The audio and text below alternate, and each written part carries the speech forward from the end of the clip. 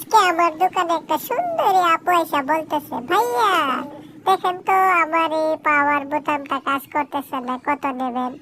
আমি বললাম যে 100 টাকা নেব। তারপর উনি বলতেছে ঠিক আছে ভাইয়া, ঠিক করে দেন। তারপর আমি ঠিক করাতে লাগলাম। অল্প পরে বলতেছেন, ভাইয়া আর একটু কাজ আছে, অল্প একটু এটাও করে দেবেন। আমি বলছি, ঠিক আছে করে দেবো। পরে বললো উনি যে নেটওয়ার্ক কম পায়, ফোনে কথা বললে কথা বেজে বেজে যায়।